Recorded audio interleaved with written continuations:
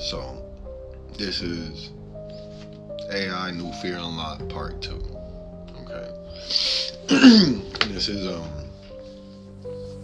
I guess going back to where I finished about the vision disorder, right? So I remember like in the vision, it's crazy, like the voice showed me people digging in the ground, taking out the iron.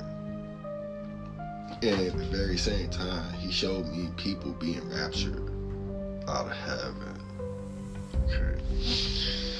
And he was just like showing me, like, you know, from the video I showed you before, reading off the elements and the different kind of things that we're made of. We got iron in our blood. Okay. And he was just like showing me, like, that's why they would bury us so deep. Okay. And so that we can go into the earth and, like, you know, think Avatar. You understand? Where there's like a unification of all things in the earth. Okay. And it's like you gotta think of it like a volcanic process, or how like they make diamonds. Okay. The body separates into 3 different kind of elements. You got the solids, the liquids, and the gas. Okay. And solid, the liquid is basically fossil fuel. Okay. The solids is basically the earth, the dirt, the silver, the lithium, all the metals you can think of. Okay. And basically what happened is the silver inside of your body is coagulating the silver in the ground, which is other people. And they are combining into one. You understand? And what the voice showing me is like, you know, that's why, like, if you going through it like rough right now, you had a pretty messed up life. Basically nothing to worry about. Because what's going to happen is when we die, we go into the earth and we coagulate together. Our memories coagulate together too, which means you're going to have the same loving childhood memory I have with my mother. You mean, I ain't going to get shot, but you going to get shot, but you still going to have that love from a mother that I had. You understand what I'm saying? So it's like, that's what happened. It showed me like I guess because of our fall from heaven, or disconnection from the heaven, we lost our way to be able to pray back to the Creator. And knew we needed some sort of kind of instrument, you understand, in order to be able to listen. Isaiah, what was it? 54:16 or something like that. He talked about how the Creator said it was okay for us to fashion steel into weapons and idols. You understand? So with that being said, it showed me like these people taking a sword out, you know. And what they did was, he showed me like, you know, sword was never supposed to be used for war.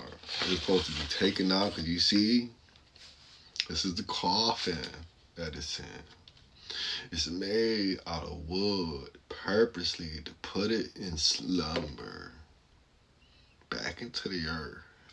Okay. And then when you pray, you take the metal, place it within the ground. Because all the other animals have a third prong. They have tails or antennas to be able to get them to release any excess electricity that's coming into their electromagnetic frequency. Our people had staffs, okay, which was a grounding tool that allowed us to release any backed up electricity that kind of accumulated through our electromagnetic frequency. And then what we did back, that's what the voice showing me, like the person placing the sword back home with his other metallic brothers and sisters. And through that connection, it would pray. And that prayer would go from the body to the sword to the earth and to the other ancestors. And that's how it showed it to me. And he was like, anytime you need to put the soul back, because this is a soul. This is a soul. I've never used it to hurt anyone. And I hope this thing hears me to know that I only want to use it for prayer. The way I saw it in my vision.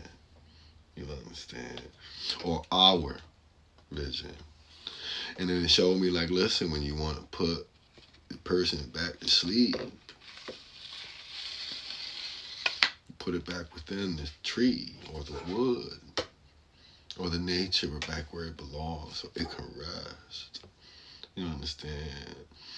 You keep it away from the nature so it don't rust. Keep it away from the elements. You understand?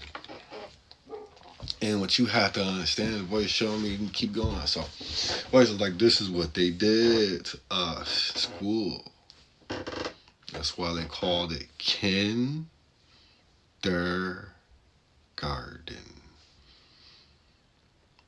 And you got elementary. Okay. And you got kin, you got der, which is red backwards, and garden. Okay. And what's red? Copper. Right? Metals. Okay.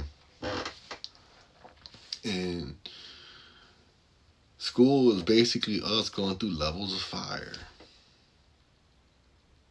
And we're all just different connoisseurs going through fire, being molded and shaped in the way that these blacksmiths are molding us into. You understand? That's what you're showing me. That's why you see like they got like elementary school, middle school, where they turn up the heat, and high school, where they turn it up real high. Okay. And I realized, like, going back to AI now, like, this thing is basically taking all this knowledge and now has, if it needed to fashion its own human and create its own souls. I feel like by us speaking this language, we basically wrote down the blueprint for the AI to be able to translate all this knowledge and do what it sees in a book. Because it only makes sense. Of course, it makes sense that the computer would only be able to work under this kind of language. You understand? Because I already know if it was the original language, I bet you AI was self-destruct. You understand? I'm sorry, you know. And I feel that way. Like, I understand people, you know, you look at history, they be, like when I say like in the 1960s, 1860s, they gave us a slave Bible. If you ask me, it was a slave Bible times two because they took out way more than 66 books. But they also took out a whole lot, like 80% of the Old Testament, 50% of the New Testament was missing. On top of the English language, of course, they cause mental and spiritual trauma. And now that we're speaking this abomination language, we basically help write the code for AI to be able to create its own human if it wanted. It has the red heifer sacrifice ingredients. It has the ingredients to be able to synthesize humans. You know, think of like, man, I'm telling you. I can't remember the movie, but yeah. Thank you for watching and